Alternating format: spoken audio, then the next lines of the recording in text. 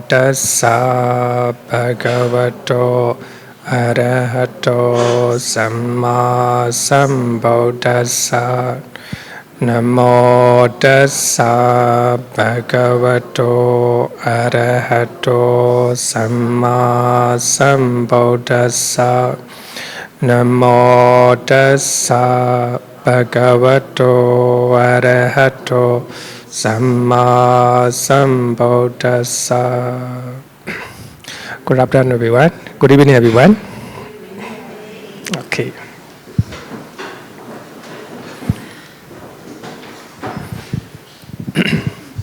We are talking about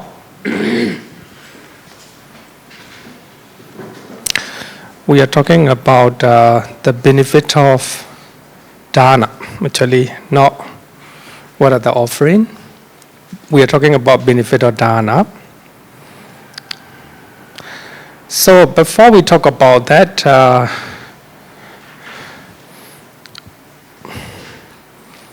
want to talk about the story of General Sīha, because the Sutta that we are quoting where is connected with General Sīha. Sīha in Pali, lion, Sankapura, Actually, in English, in Pali, Sīhapura, actually in Sīhapura. But of course, in Sanskrit, Sanka, right? Sankapura, like that.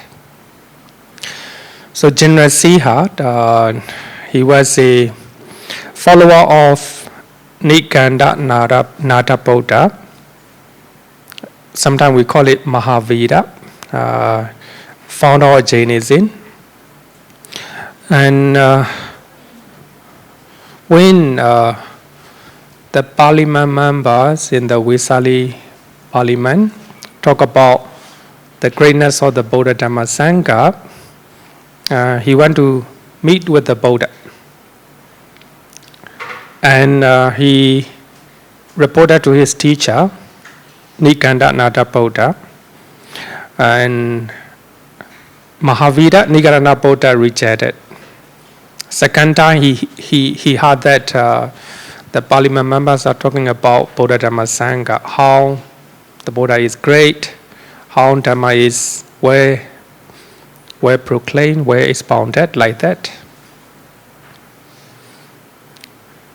So General Sīha went to go there, but second time also he was deterred by his teacher, and third time, so he no longer get advice from his teacher. He went to the Buddha. Ultimately, thing that he heard from his teacher is wrong. So later he became a Buddhist, follower of the Buddha. And actually it is interesting that the Buddha said to General Sīha to take great care as a well-known people like you when you want to convert to another religion. So the Buddha reminded.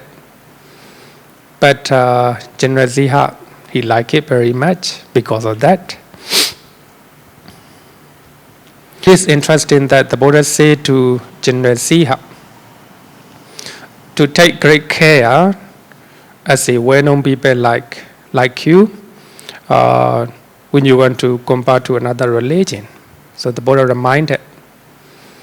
But General Sīha, he liked it very much because of that. So it is interesting. Story of General Sīha can be found in Anguttara Nikaya, chapter 8, Sutta number 12. Sutta number 12. I think you can read Sutta number 8. Sorry, Sutta number 12, chapter 8, Anguttara Nikaya. And also this story also can be found in Mahāvagga Pali or Vinaya Pitaka. And then if you read the Anguttara Nikaya enough. So in in this Sutta, in current Sutta, chapter 5, Sutta number 34, so the Buddha delivered 4 directly visible benefits of giving. So 4 benefits that we can experience in this very life. And also 1 benefit that we can experience next life. So we are talking about benefit of Dāna. So actually, General Sīha is a General Sīha asked the Buddha, is it possible, Bhante, to point out a directly visible fruit of giving? Simple question, very simple. So you want to know directly visible benefit of this Dāna. The Buddha said that it is, Sīha. Yes, I can see. The Blessed One said, then the Buddha said that a donor is dear and agreeable to many people. If you give, many people will love you. Many people will like you. This is the benefit that we can experience in this very life, right now. So this is a benefit of Dāna. So I always say 2 grandfather, story. 2 grandfather story. We love the one who gift, Who gift. So this is a great story, Great story. So therefore, one of my English teacher suggested that whenever you visit a house, bring something. Then they will like you. Anathapindika and Visakha, and then they are great donor at the time of the Buddha. So in the commentary said that whenever they go to temple, they do not come, they do not go without bringing anything.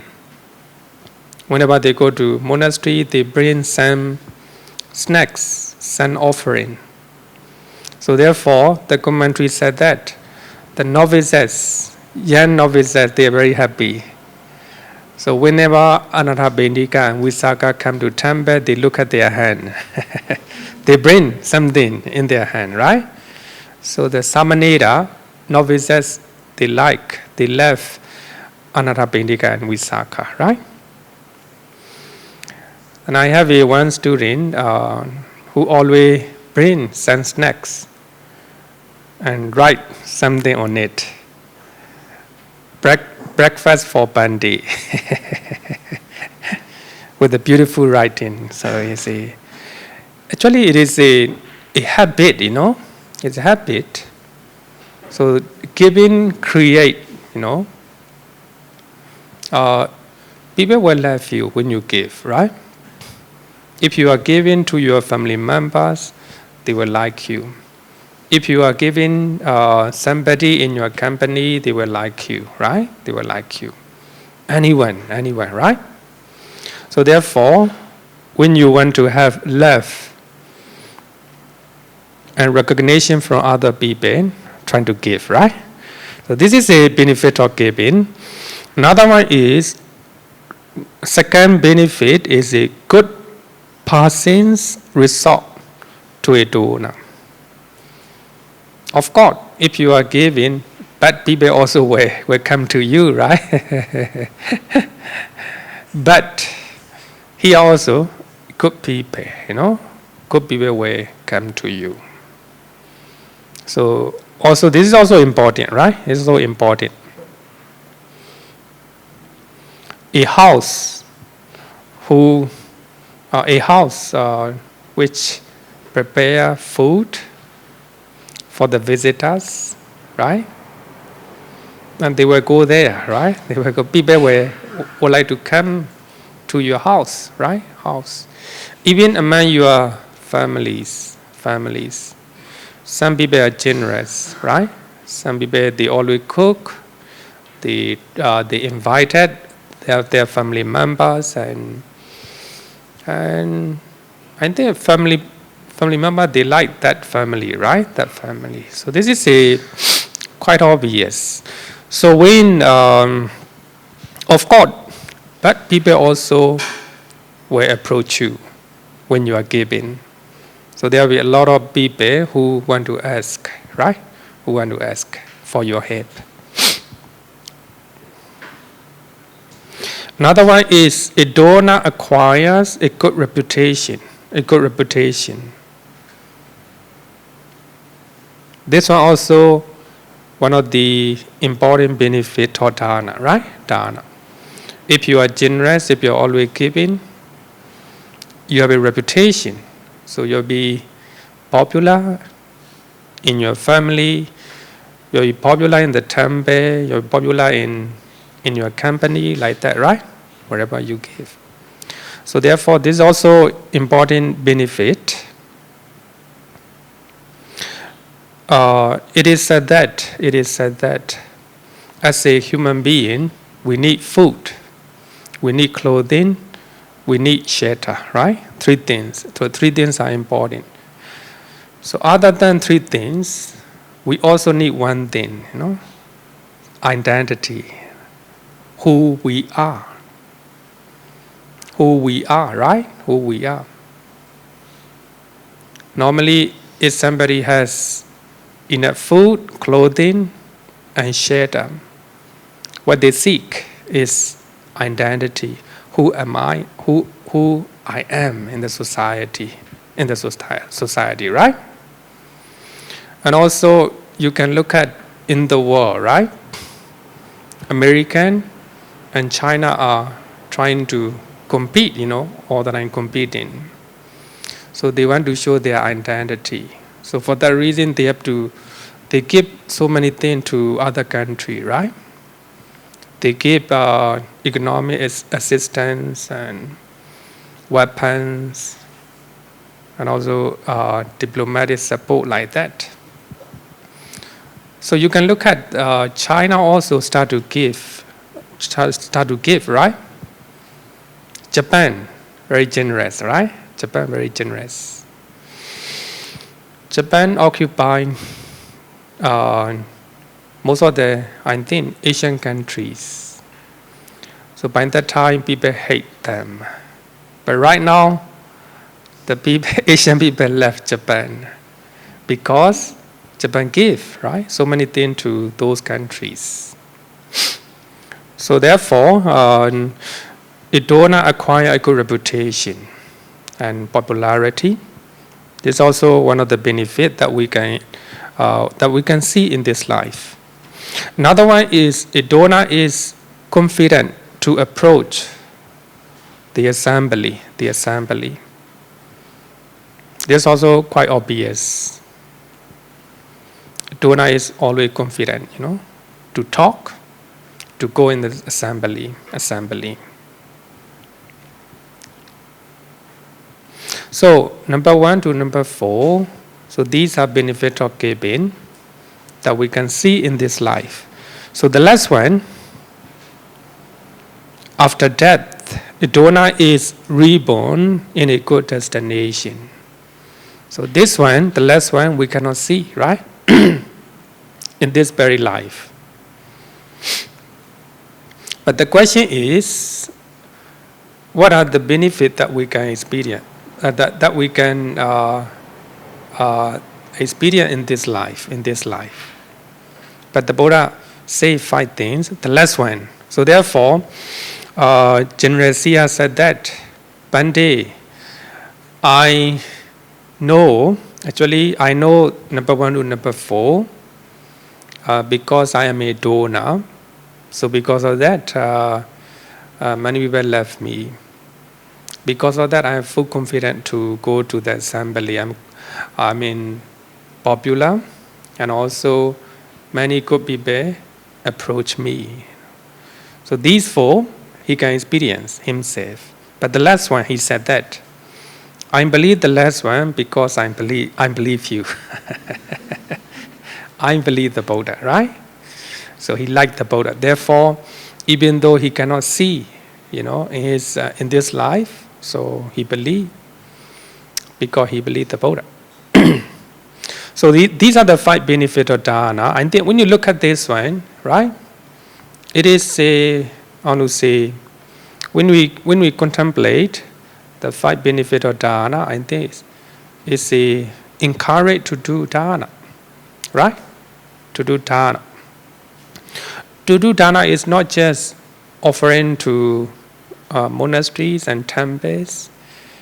It's given to your relatives, right? Okay, I found this on the web for given to your relatives.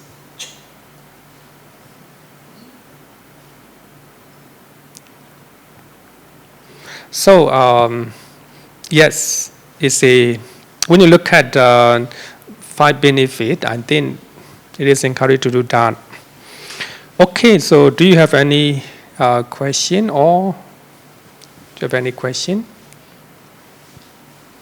Simple one, but if you want to discuss. Okay, no question, then let's continue. Another one I want to share, benefit of food donation. Actually, I will quote what the Buddha taught from the Suttas. Bhikkhus donor who give food, give the recipient 5 things. What 5? 1, give life, beauty, happiness, strength, and discernment. If you are offering food to somebody, you are offering their life, right? Some people, they don't have if they do not have chance to eat, they will die. By offering food, so you are giving their life. And also their beauty, by eating your food, so they become handsome and beauty. And they will be happy, they will have a strength, as well as they will be discernment. So actually this sutta is significant because it talks about recipient side, right? Recipient side. Normally what we see is what can we get, by doing Dāna normally. But here it talk about the recipients, right? If you offer food, you give their life, beauty, happiness, strength, and discernment. The second part, the Buddha said that having given life, one particular life, whether celestial or human being. So you give life to the recipients at the same time.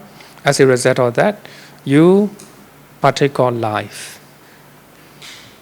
whether celestial or human. Having given life, one particular beauty, happiness, strength, discernment. So actually you give 5 things to the recipients. In return, you get 5 things. Okay, this one is, I think, very easy. I want to go to another sutta, Rebirth on account of giving. So this sutta, the Buddha taught to the monks, Dāna Sutta. One gift to an ascetic or Brahmin, expecting something in return. So here, expecting something in return. After seeing affluent rulers or Brahmins or householders who are furnished and endowed with 5 objects of sensual pleasure, he went to become like them. After seeing affluent rulers, Brahmins and householders, so you want to become like them. he developed this aspiration in his mind. After death, he is reborn in a companionship with the affluent rulers or Brahmins or householders. He developed his aspiration in his mind. Then after, because of the result of Dāna, he was born as the affluent rulers or Brahmins or householder, whoever he want to be. So this is only for one who is virtuous. That's very important one. Dāna alone cannot give you a result to be born in a good destination. So you have to combine with the sila, virtual behavior, not for one who is immoral. So if you're breaking morality or moral conduct, then you cannot become as a human being. You cannot become as a deva, etc. Having purity of the mind, the wish made by virtual one is answered. So here, the point here is, we are talking about the result of Dāna. If you are giving something, expecting, you want to be affluent rulers or Brahmins or householder or somebody else. So you do Dāna, at the same time you observe sila. So when you die, as a result of aspiration, then as a result of purity of the mind, then your wish will be fulfilled. So that is the important point here. Dāna alone cannot become a human being or devas. So you need to combine with the sila. Second one give gift to an ascetic or Brahmin, so that means religious leaders, expecting something in return. He has heard the devas from Chatumarajika heaven are long-lived, beautiful, and abound in happiness. Thus, he went to be born in Chatumarajika heavenly realm. He went to be a devas in the Chatumarajika deva realm. He developed his aspiration in his mind, not only one time, no? He went to be Chatumarajika deva in his mind, he developed, cultivate. After death, he is reborn in a companionship with the deva from Chatumarajika. This is only for one who is virtuous, not for one who is immoral. Dāna plus sila, right? Having purity of the mind, the wish made by virtual one is answered. So the point in this sutta, the Buddha want to say that whatever light you want to be, Dāna can provide you. Dāna plus sila, Dāna and sila will provide you. And number 3 is, so somebody has aspiration to become deva in towering heaven. The abode of 33 devas, Yama heaven, the abode of no pain. So the first and second, actually the number is wrong. Towering is number 2. Towering is number 2. Number 1 and number 2 are connected with the earth. Number 3, from Yama onward, not connected with the earth. They are stated in the air. Yama, the abode of no pain. The 4th one, Dusita, the abode of contented dwellers. Actually I already explained, right? I already explained. Dusita. the abode of contented dwellers. The minority, the abode of deva who delight in creating things. Somebody, whatever you want to enjoy, just create yourself, you enjoy it. Pranimita Vasavati, the last one, the abode of deva who enjoy the things created by others, like a boss, right? So he doesn't need to prepare himself. He told somebody, then somebody prepare for him, he enjoying it, like that. Even buying a ticket, arranging hotel, he doesn't need to do, right? He even doesn't need to handle the money, just take, right? Just take his servant, like that. So these are 6 heavenly realms. 6 heavenly realms. Actually, we have only 6 heavenly realms, but the number is according to suttas, right? So the first one is affluent rulers, Brahmins or householder. So second one is the deva from Chatumarajika. Third one, Tawadensa. Fourth, Yama. Fifth, Tusita. 6, the minority. 7, Pranimita Vasavati. Those who want to know 31 planes of existence, so you can attend Abhidhamma in Abhidhamma class. Abhidhamma in 5th chapter we will talk about it in details. According to Buddhism, we have a 31 planes of existence. Then the last one, one give gift to an ascetic or Brahmin, expecting something in return. He has heart, the deva of the Brahma's company, the group of Brahma, are long-lived, beautiful, and abound in happiness. So here, the Brahma we also call Deva, the Deva Brahma.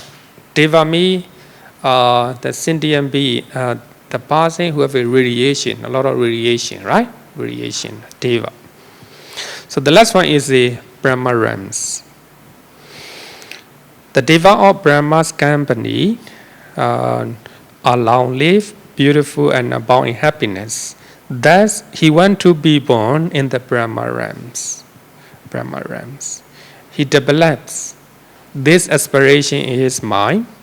After that, he is reborn in the Brahma realm. That means Dāna will help you to be born in the Brahma realm. But here, not Dāna alone. That is only one who is virtuous. Not for one who is immoral. Another one is for one without lust. That's very important one. Not for one with the lust. Lust for sensual pleasure.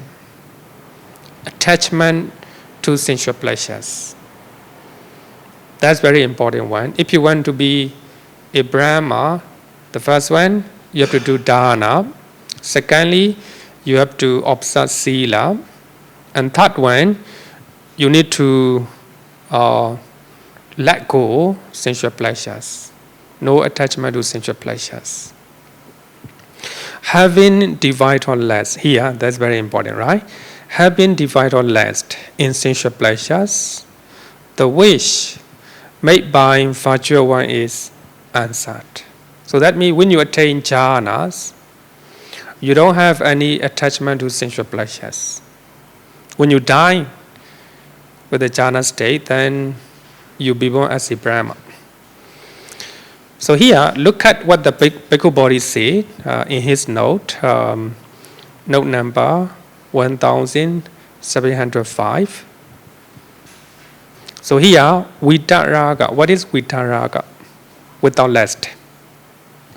So this is that because rebirth in the Brahma world requires more than the practice of generosity, more than practice of morality. It must also be supported by attainment of jhana, which arises through the fading away of craving for sensual pleasures. That's very important. I think here is one opinion. Of course, according to commentary, if you want to be born as a Brahma, you must attain jhana. Jhana is 4 jhana, right? 4 jhana. One of the 4 jhana is necessary to be born as a Brahma. But when you look at the Sutta, I think Vitaraga, the moment you are going to die, if you no longer have attachment to sensual pleasures, you might be born as a Brahma. Suppose you do not have any attachment to your body, to your house, to your family, anything connected with the 5 sense doors: eye, ear, nose, tongue, the body, right? If you don't have attachment to sensual pleasures, when you die, number 1, you have a Dāna, you have done Dāna, you observe Sila, and you're trying to practice detachment, detachment to sensual pleasures. Maybe by practicing some of the meditation, like a recollection of the death, like that, right? Recollection of impure nature of the body, like that. And you're trying to detach sensual pleasures. So when you die, you might be born as a Brahma. So therefore, some people, they die. So there are, 5 kinds of non-returner. Some people become non-returner just after they die.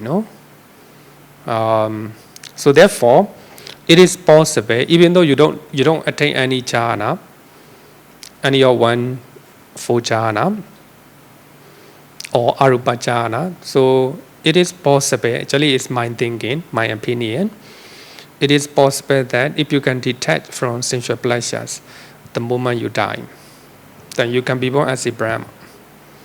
According to this Sutta, Vitaragasa, right? So this Sutta doesn't mention whether you attain jhana or not, right? Without lust. Okay, so this is the benefit of Dāna, right?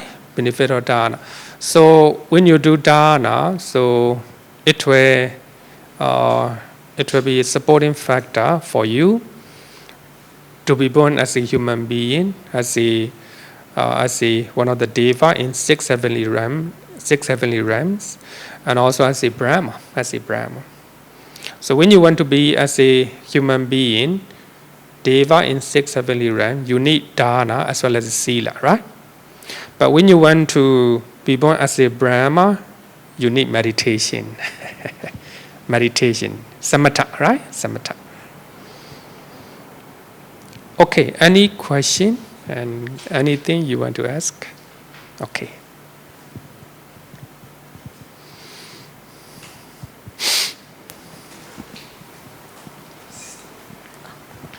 Bhante, I have 2 questions. Okay. The first question was, this Vesali, he was a follower of Niganta and the founder of Jainism.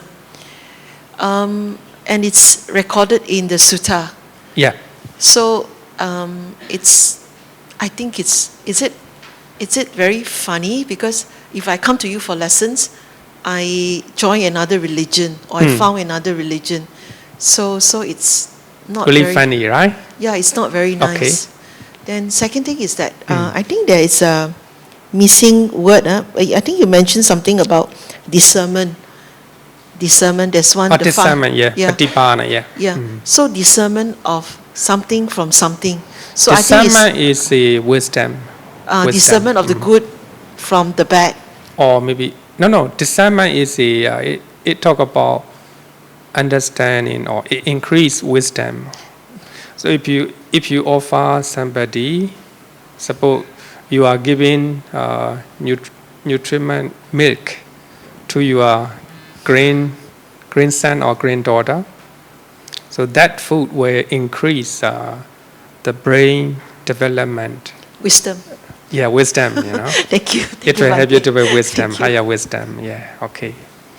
So the first one is very deep question. And of course, Sutta mentioned that General Siha is follower Nikanda Nata Pota, the follower of Jainism. And whenever we read the Sutta that talk about, that are connected with follower of Jainism, it's also weird. I also have the same feeling with you, So therefore, actually I think that at the time of the Buddha, and also a few hundred years after Buddha passes away, there might be a lot of confrontation between Buddhism and Jainism.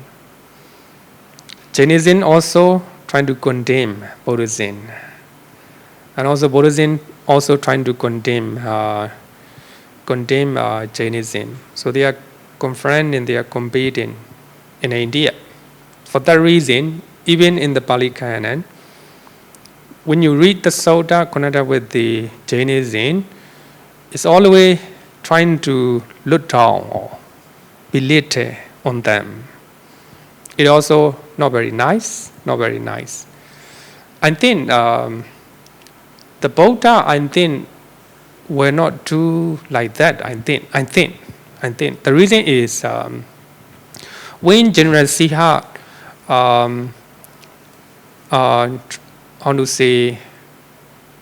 taught to the Buddha, he want to be a follower of Buddhism, your follower, and the Buddha taught to him.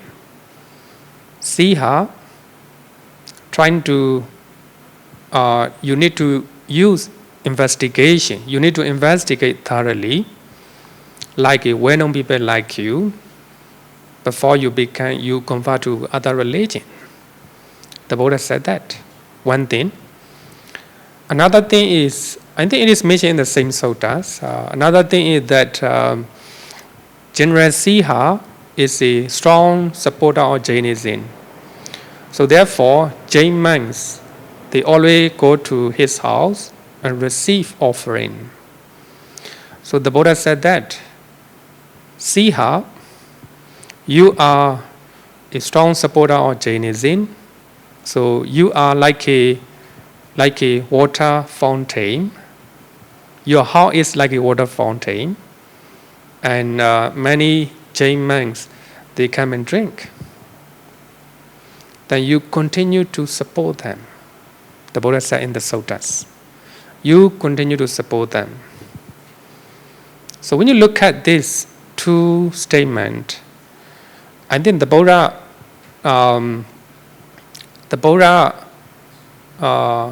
attitude is not like the attitude that suttas mention.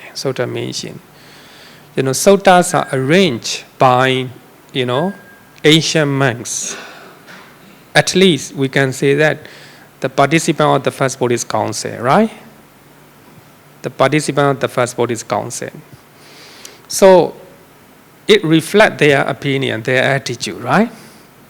So whenever they talk about Jainism, it's a kind of, pressing, a kind of belittling, I also feel like that. But when you look at the Buddha attitude to them, you can see, right? You can see. It is interesting that the Buddha and Mahavira didn't meet. So there are a lot of discussion, a lot of debate between disciples of the Buddha, disciples of Mahavira, following Jainism, and also the Buddha. Later, when we talk about Sila, I will quote one sutta. It's called Ubali Sutta, and also Ubali Sutta. It's also very interesting. Very interesting. Okay, any question?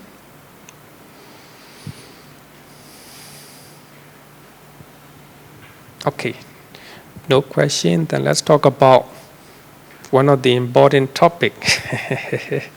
Sharing of the merit. Sharing of the merit. People want to know it, and also there are a lot of controversial issues here also. A lot of controversial issues. Before we talk about sharing of the merit, I want to talk about 3 terms. Number 1, sharing of the merit. Number 2, dedication of the merit. Number 3, transferring of the merit. Do you think that they are different? Let me change.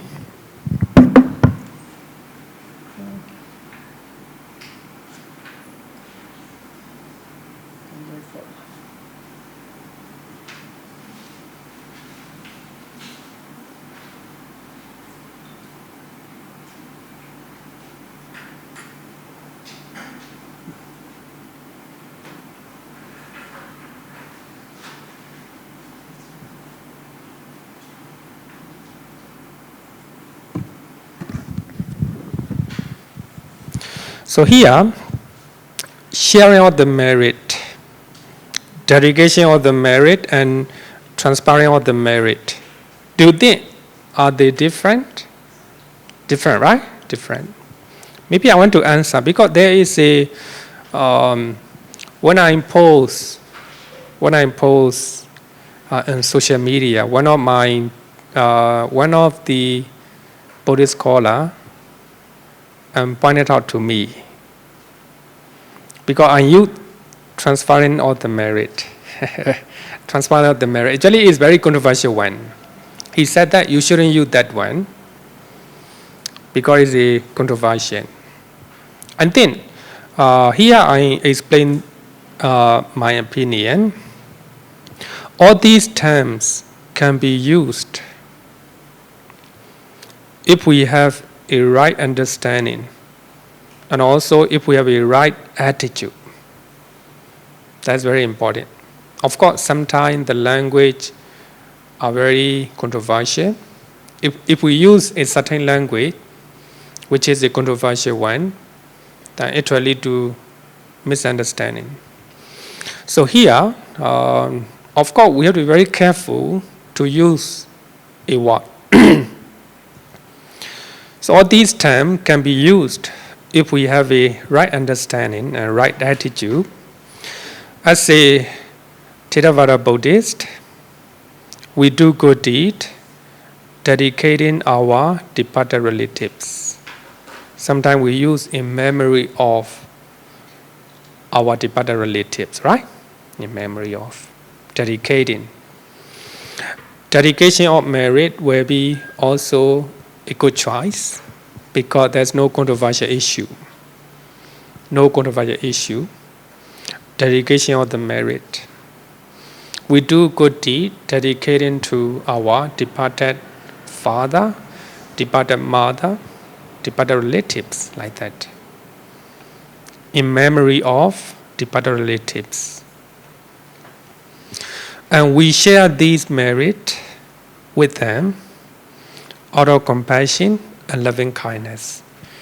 Share the merit, also controversial one. Controversial one. So that means that I bought something, water, then I drink. Somebody came, then I share with, he is very thirsty, then I share with him. Then he will drink all my water. No more water here, right? No more water here. But here, according to Buddhists, later I also will quote what the commentaries say. We do good deed. That's our good deed. That's our good deed. We share our good deed with our departed one. Our good deed is not exhausted. Like I share the water. If I share the water, my friend will drink all. No more. Then you do good deed. You share the merit with your departed relatives. Your good deed is not exhausted. Your good deed is your good deed. No? It's not used up. Even it is increased. Sharing of the merit is a kind of good deed. A kind of good deed. So number one, you do good deed. Number one, you do good deed. You got the good deed, the result of good deed. Then you share that good deed with your departed relatives. The secondly, you got the merit of sharing of the good deed. Two kinds of good deed, right? Two kinds of good deed. Your good deed is not exhausted, not used up, even is increased. So therefore, the commentary said that, suppose this room is dark, electricity break out. Then somebody light the candle, one candle, you know? One candle is not enough, right? Other people also will bring their own candle and they light the candle. So each people, they will light their own candle. So the room became brighter, right? Brighter. The candle, the first candle is not exhausted. The light increased, right? Increased. So commentary said that. So here, share the merit. It doesn't mean you share a portion of good deed. It doesn't mean like that. It doesn't mean like that. I think let's see. One of the students asked me a question. Write me a question, showing how to say the translation. Idame nyadina hotu sukita hotu nyateyo. So in that translation, they translate like that. I share portion of my good deed to my departed relatives. Then that student have a doubt whether this translation is correct or not. Then I reply, no, it's not correct.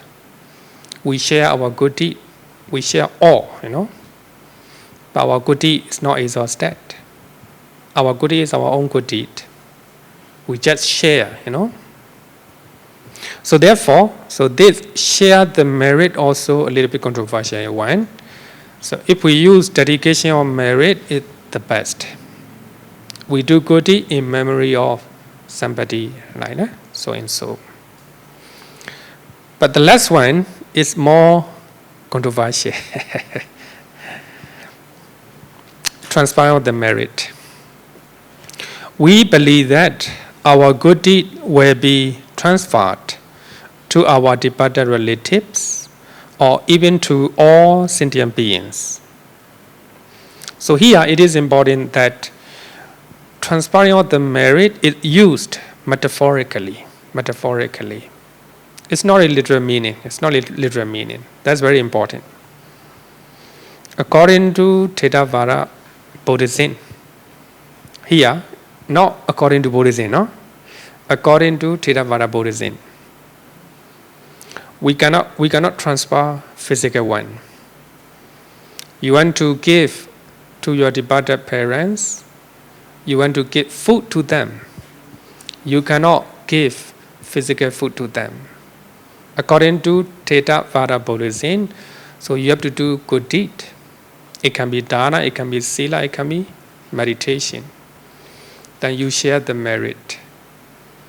Then if the departed one rejoice and acknowledge and feel happy for your dedication, then they will get it. They will get the sharing of the merit. So therefore, the word transferring of the merit is a metaphorical usage. It's a controversial one. So that means we cannot transfer the good deed to somebody. Even, so therefore, Pachata Veditapo Venyuhi. When you practice meditation, you will experience the bliss of Nibbana. You cannot share your Nibbana to other people. No, you cannot share. Similarly, you cannot share your good deed to somebody. You cannot transfer to somebody directly. You know, metaphorically you can share. So therefore, transferring of the merit is a controversial one. So therefore, one of the scholar SMS me, you shouldn't use this one. So anyway, it's a metaphorical usage. Metaphorical usage. Dedication of the merit will be the first choice. Secondly, sharing of the merit. Third one, transferring of the merit. So you can use it if you understand the concept behind. So I think we will study this one. So we'll study one of the sutta to know how to say why we are share the merit. Jāṇussoṇī Sutta. Today, actually, I have seen it too in the chat group. Jāṇussoṇī Sutta. In Quranika, chapter 10, Sutta number 177. You have any question? If you have.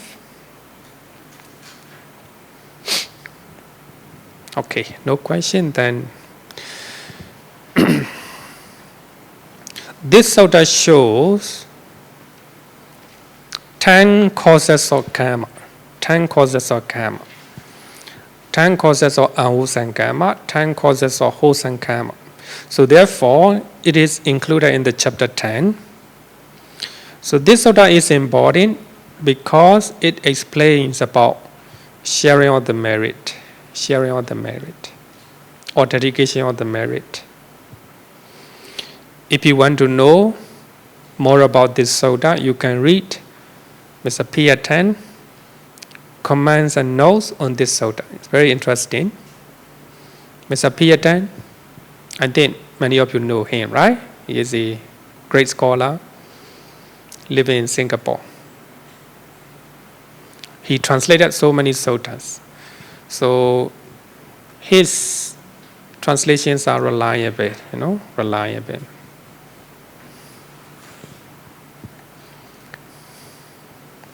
So in that sutta, Brahmin Jāṇussoṇī asked the question to the Buddha,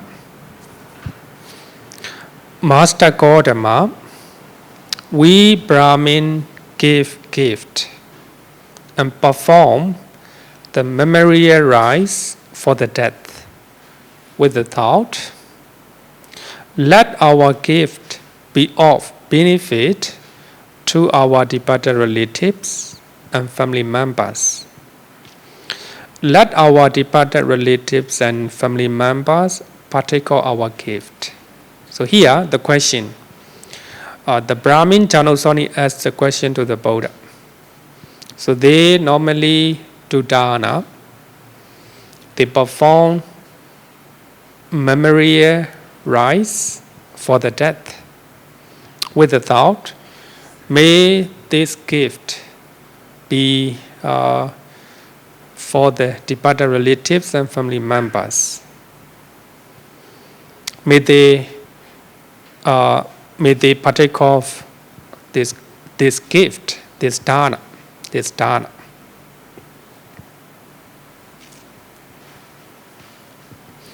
Then he asked question, can our gift, Dāna, Master Gautama, actually be of benefit to our departed relatives and family members? Can our departed relatives and family members actually partake of our gift, our Dāna? So when you look at the suttas, the Brahmin asked the question to the Buddha. It's very important, right? Brahmanism. Nowadays we call it Hindu. One of the Brahmin from Hindu asking the question to the Buddha. In Hinduism, if somebody died, they will invite Brahmins, and the family member they will offer food, and I think they also share the merit. They also kind of sharing of the merit. Their Dāna, their good deed, they dedicate their good deed to their departed relative. they will really receive it or not. Right? Receive it. It's very interesting. Not donation to the Buddha and disciples. Donation to the Brahmin. No? Donation to the Brahmin. And the Buddha said that on a right occasion Brahmin, it can be of benefit, not on a wrong occasion. On a right occasion, Brahmin, they can receive your Dāna, the benefit of your Dāna, not on a wrong occasion. According to this Sutta, Ittipāda one is reborn in hell, animal realm, human realm, heavenly realm. So here heavenly realm indicate not only the 6 heavenly realm but also the Brahma realm. He or she cannot receive share of the merit. So that means if the Ittipāda one was born as in hell, animal realm, human realm, heavenly realm, they cannot receive the benefit of your Dāna. Only when Ittipāda being is reborn in the sphere of afflicted spirit or hungry ghost, we call it hungry ghost, right? Hungry ghost. Pitivisaya, he can receive the share of the merit.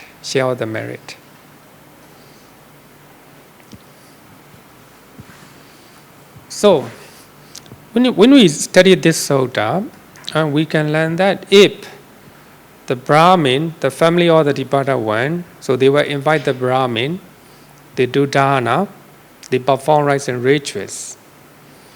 When they was born, in a hell, animal realm, human realm, heavenly realm, they cannot receive it.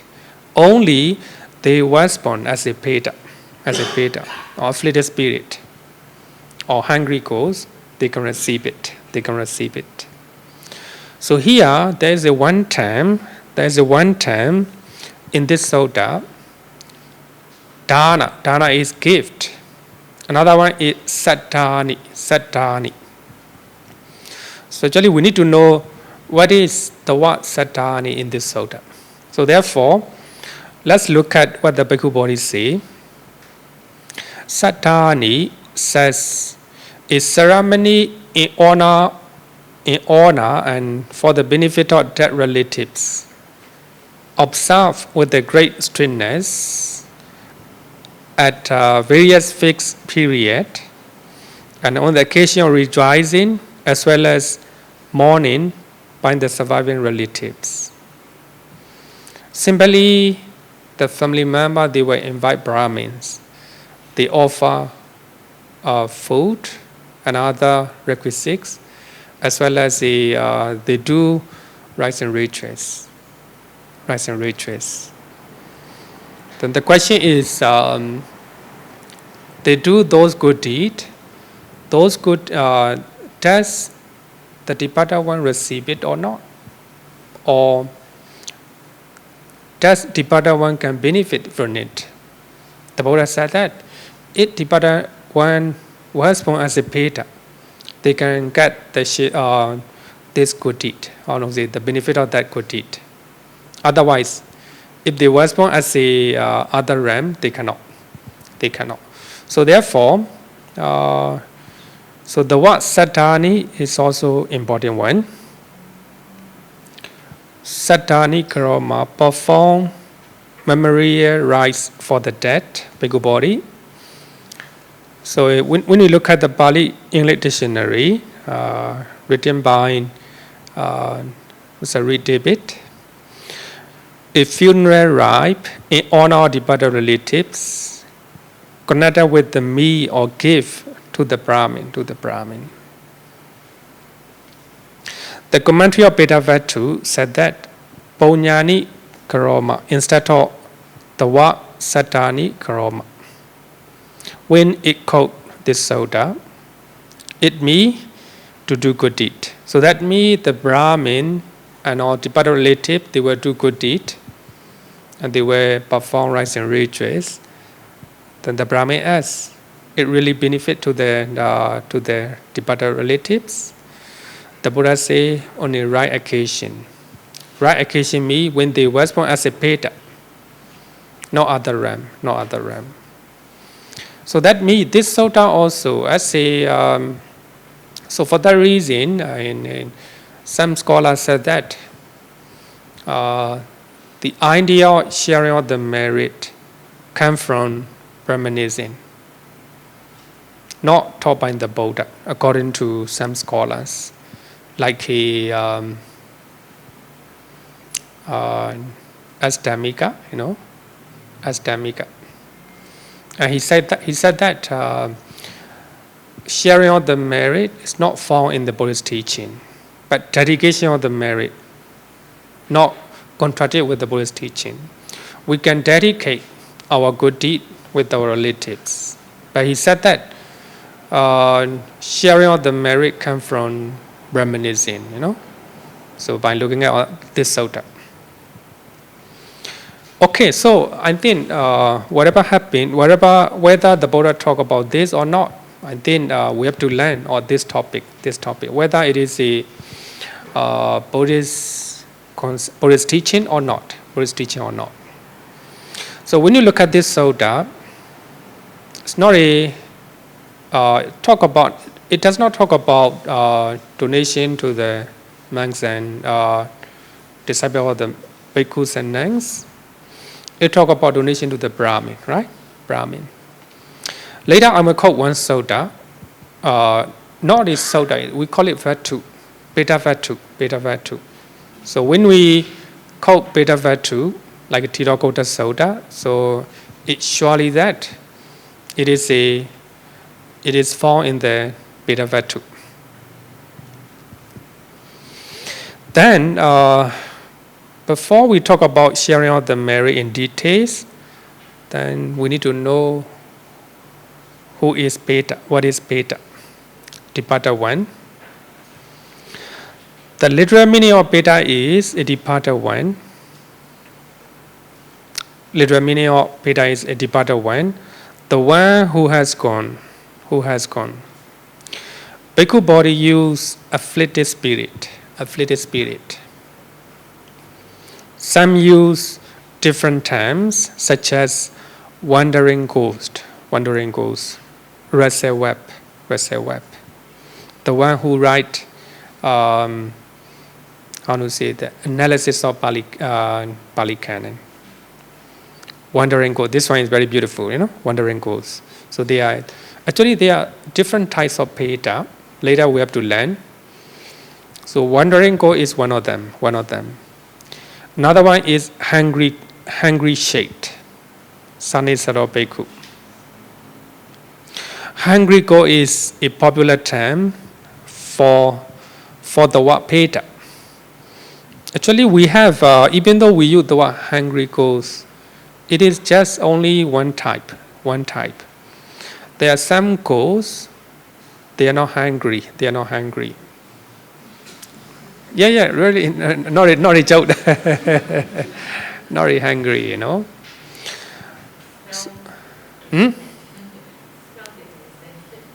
Yeah, actually it's not hungry. There are some Peta or some ghosts that they don't even need to eat, eat. So, sorry? So why do we call it hungry ghost if you are not hungry? This is a hungry ghost is one type of the ghost or Peta. Some are hungry, some are hungry. Continually they are hungry. But even though they are hungry, they cannot eat. So therefore, compassionate people, they prepare food, right? So as a Chinese, I think you believe, right? So they can partake of your physical food, right? So the concept of hungry ghost is, of course, there are some hungry one. Not all. Later I will talk about it. Then let's talk about 5 destinations. So that I want you to know the nature of Peta and status of Peta, right? In general. So the first one is, the Buddha said that hell, nirya. Of course, this is a very bad place. The Buddha gave a simile of charcoal pit, full of glowing coal, without flame and smoke. Without flame and smoke. So when somebody put in the charcoal pit full of glowing coal, then it will be very suffering, right? It will be very suffering. This is the nature of hell. The nature of hell. Second one is the animal realm. Animal realm. Tiricana yoni. So the Buddha gave the nature of animal realm as a cesspit full of faith. So when somebody,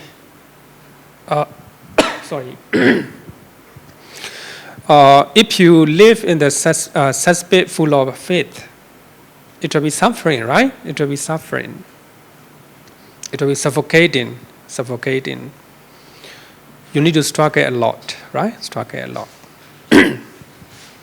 It's not all animals, no? Some animals, they have full of comfort. They are eating good food, living in a good place. But most of the animals, they are living with a lot of struggles. So they have to struggle for food. They have to struggle for the place to stay, right? The place to stay. So therefore, animal realm also not good. So here I want to say the status of Petas. Normally when we talk about Peta, you think that it's not good, right? Not good. Here the Buddha said that the realm goes after animal realm. In general, it's better than animal realm. Better than animal realm. You can look at what the Buddha talked about the realm of coast, Pitivisya. The Buddha gave a simile of a tree growing on an even ground with the scanty foliage casting a dispel shadow. Of course, it is also not good, but not very bad. Right? Not very bad. Here, look, a tree growing on an even ground. When you are sitting on even ground, not comfortable, right? Not comfortable. But you still have a scanty foliage casting in a dispel shadow. It's better than animal realm, right? Animal realm. So here, what I want to highlight is, not every Petas are bad, Petas are bad. I have one student who can remember her past life. So she said that she was a Peta, and she stayed with other family members. So her family members are very happy to meet with her, because they said that whenever she is around, they don't need to worry about food. So that means because of their good deed, because of her good deed, she has food, she has a food. So that is one of my students who study Abhidhamma here. Another student also currently living in Singapore. So they got married about 9 years ago. I think they got married, but no children. One of the Chinese family, so they left her, her family, and she let her stay, in his house with a low price. According to my student, she know she is not a normal one. He's not a normal one. Then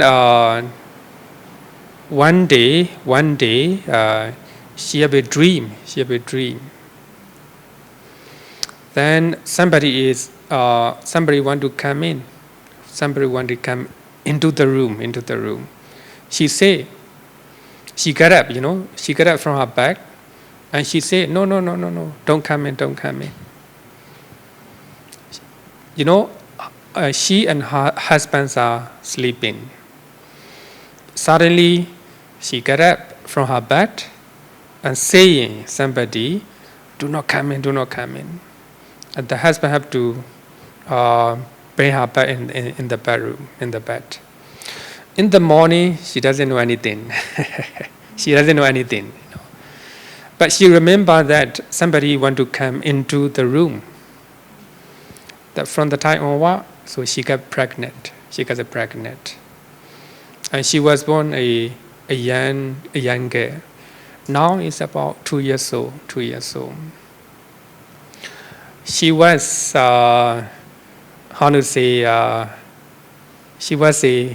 in her previous life, a Chinese girl, Chinese girl. Then they told me that one of the Chinese mother is looking after her. Peta.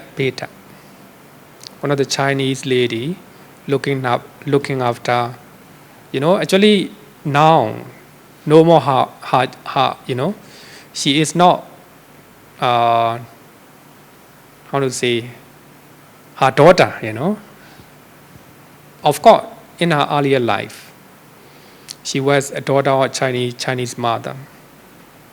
So they say that that mother is looking after that, young girl. So when nobody is around, so the young girl is playing with the Chinese mother, Peta. And the Burmese lady, she noticed that her daughter is sometimes smiling, sometimes, not only smiling, speaking something. So there is another Burmese guy who can see the Petas. Very interesting. I don't know where. Very interesting, This Burmese young guy is a student. She left. Young lady. Oh, not young lady, a child, So he stay in her house. He can see, Chinese mother, Peta. So therefore, the Burmese lady, Burmese mother, so he afraid that he will lose her daughter. So therefore, they decided to move to another house. So I don't know Chinese mother can able to go there or not. I need to ask. But she told me, I think let's see. Very interesting. So what I want to say is, not every Petas are bad, But to some extent, they can eat. They have a place to stay. The Chinese house owner, she know this story. Maybe she know Chinese mother as well as the the Chinese young girl was born as the daughter of a Burmese family. So very interesting. But of course, you can imagine, the status of Peta. She don't need to worry about food, no need to worry about the place, right? She is like a normal person in her life. But she have to share her daughter with the Burmese family, Now they move to another house, right? If Chinese mother cannot go to that house, then she will suffer, She will suffer a lot. That is the nature of Peta, right? The nature of Peta. But for the food, shelter, not a problem, right? regarding with the relationship with our own daughter. That's a problem. So therefore, when you look at what the Buddha taught here, the life of Peta is not very bad in general. But later you have to learn some of the Petas who are very bad. So some are good, some are not good, right? And there are some type of Petas, they suffer in the daytime, but nighttime they enjoy sensual pleasures. Some, and they enjoy sensual pleasure in the daytime, but they suffer in the nighttime. That's a type of Peta. But not good, right? Sometimes good, sometimes bad. Here, like a tree, right? Growing on an even ground. So the scanty foliage. So it is the realm of ghosts or Peta is better than animal realm. In general. Another one is human realm, Manosa. So this is the nature of human realm. The Buddha gave a simile of a tree growing on even ground, better than Peta, with the thick foliage casting a deep shape. So we are talking about in general, right? Some people are like a Petas, They cannot eat. No food to eat. No place to stay, They are like a Peta. But some people are like a Deva, right? They even do not need to do anything. They just enjoy their life, We are talking about in general. Then the last one is the warlord Deva. So the nature of Deva or Brahma. So the Buddha mentioned a simile or a mansion with a beautiful chamber to take a rest leisurely. So there are a lot of furnitures. So you can take a rest there. But no food to eat, no water to drink. Here, even though they have great mansion, they are always thirsty. They are always hungry. Thirsty for sensual pleasures. Right? Hungry for fame, popularity, reputation, like that, right? So here, look at, I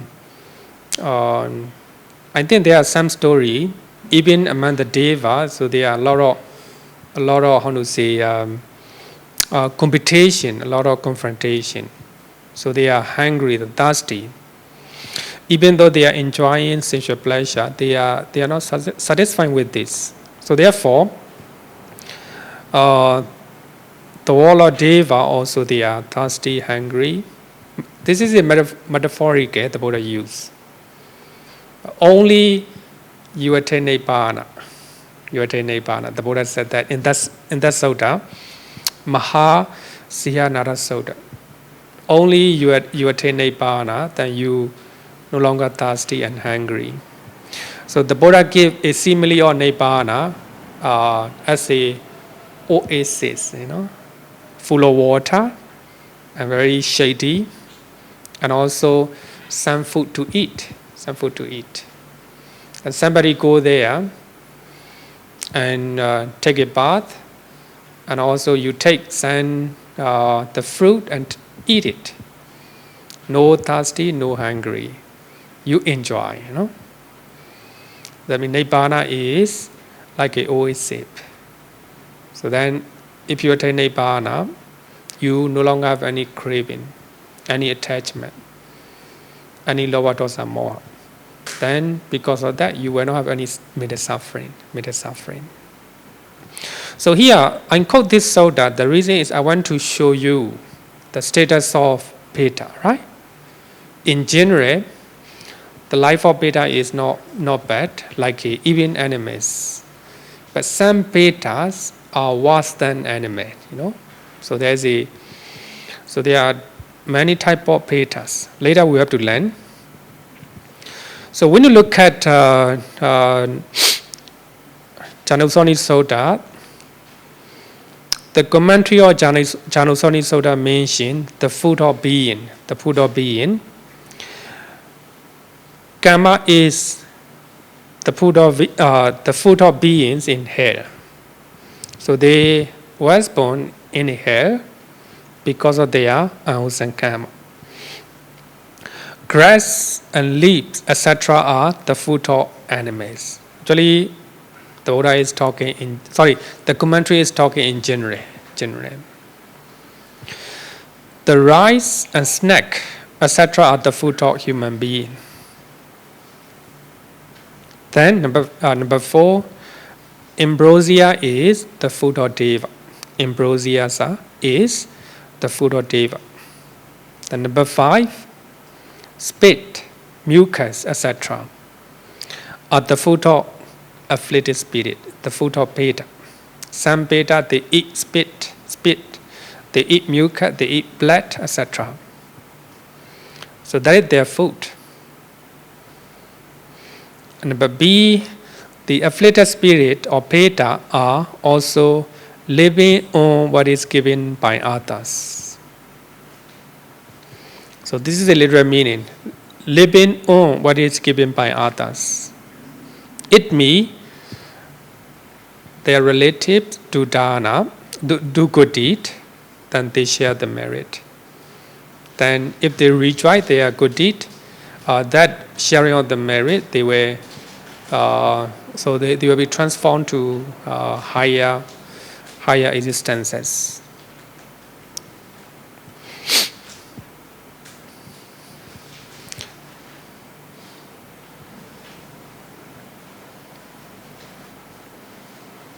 So therefore, in the Sutta, the Buddha said that so that means Petas, sustain himself and subsist there on the food of afflicted spirit.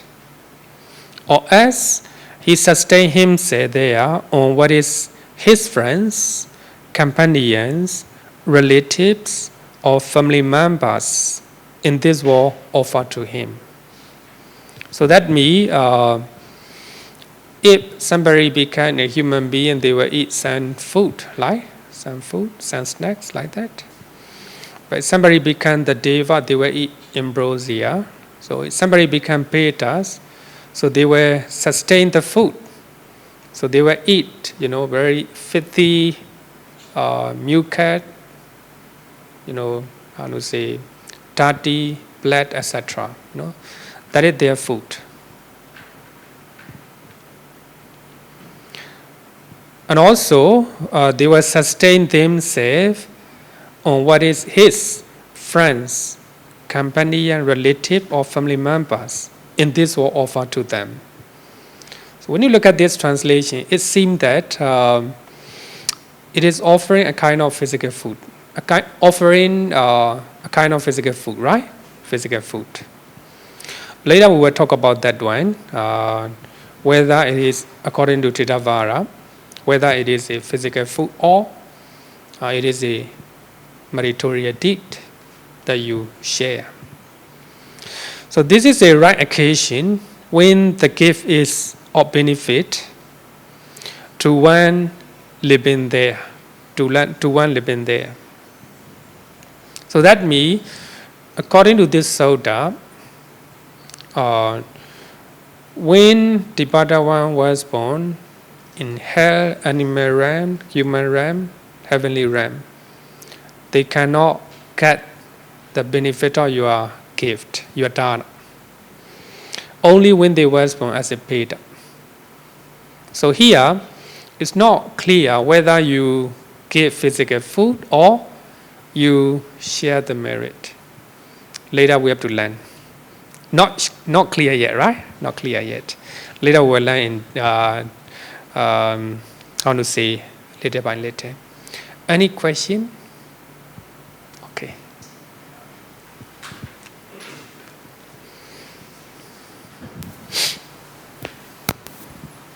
Thank you so much, Bhante. Okay, yeah. After this lesson, I understand how we humans could benefit the ghost realm through sharing our merits. Out of curiosity, is there anything the ghost realm can do to benefit or hurt we humans? I mean, Chinese, we hear so much stories. Oh, yeah. Normally there are so many things, right? In the story between Chinese mother and Burmese mother, right? Burmese mother worry. So former mother will separate their life, you know. So therefore she moved to another house. She have to pay a lot of more than earlier one, right? Earlier one they say very cheap, because house owner, she know the story, and she know the story. Story means she want them to stay there. But Burmese mother worry. That the Peta can do, right? And also we have a lot of story of ghost story, right? Normally nighttime, right? Nighttime, they can show, really frightening appearances. They can show. But one thing is that if you do not have any fear, okay. Whether they show or they do not show. For me, even though we are talking about ghosts, I have an encounter. I go to cemetery, I go to the wake, I go to, I haven't encountered any. So therefore, I always say that if you are in the middle, you will not see. If you are unlucky at the bottom, you will see them. But if you are highly cultivated mentally, especially samatha meditation, you can see them. So therefore, one of the Burmese monks said that, living in Australia, and he said that he dare not to urinate on the road, because he can see even small tree has a guardian spirit like that. But normally people do not see, right? So therefore they can do. Even here, who knows, right? There may be some invisible beings.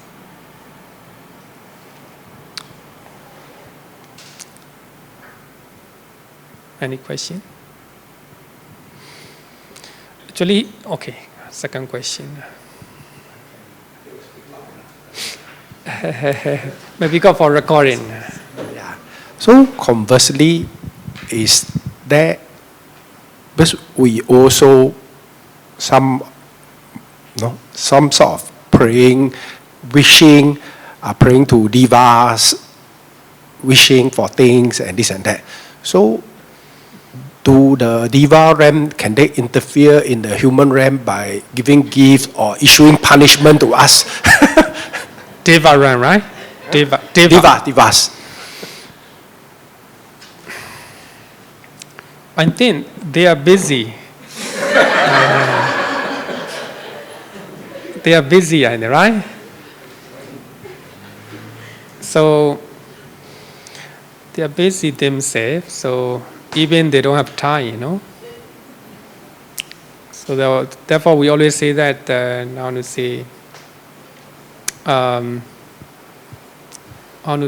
aliens from other planet. We cannot see, right?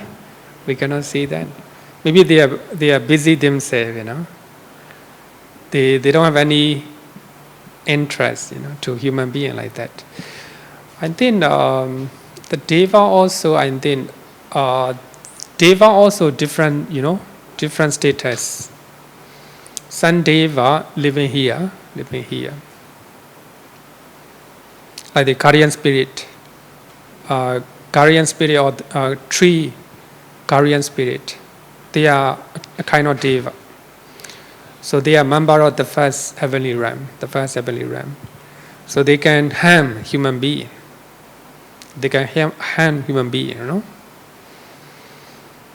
In Myanmar, one of the village,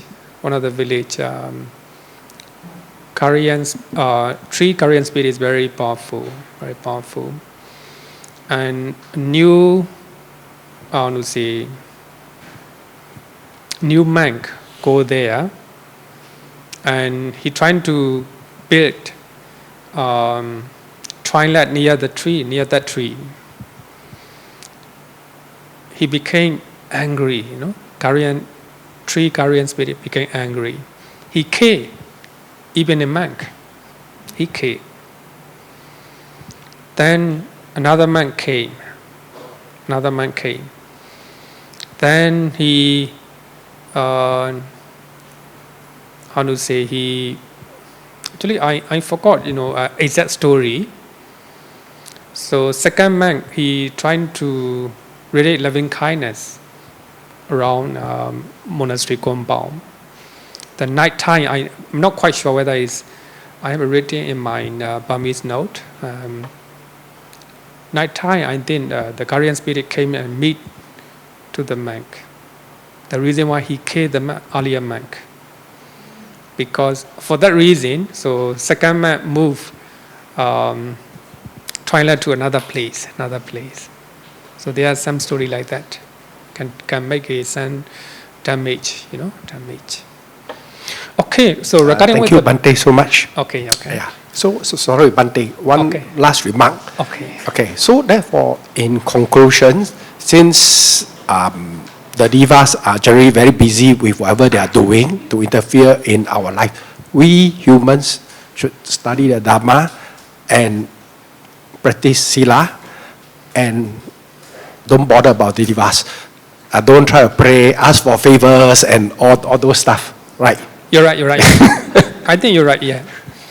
So for that reason, no need to worry about Petas, or no need to worry about the devas. So therefore, human being, So the thing what we have to do is Dāna Sila Bhavana, right? Dāna Sila Bhavana. No need to ask for help to the devas. But the problem is human beings are weak. So they want something, from higher being. Because of that, when they have a problem, they go to God and Goddesses, right? God and Goddesses. But when you are powerful, you don't need to look at all these one. Even you have fatal diseases, no need to worry about all these one. You take care of yourself, right? Human being, very powerful. Okay, so regarding with the Peta, I think our study is not complete yet. So do not make final conclusion. I will make final conclusion for you. Okay, so thank you. Then let's call it a day.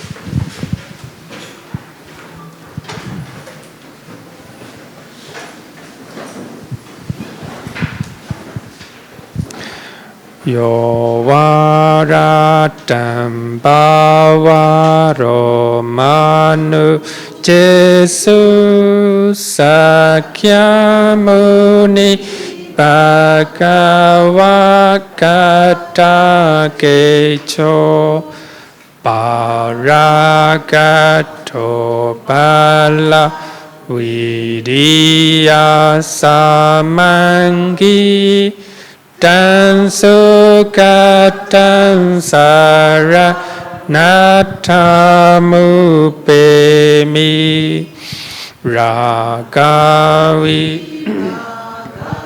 maninchamasokan dhamma masangata mapatikulan Marura mimamba guna suvipatan Dhamma mimansara natamupemi Yata chadena mahapala mahu Chatusu sisu purisa yugesu Attacha pogala dhammadasate Sangami mansaranata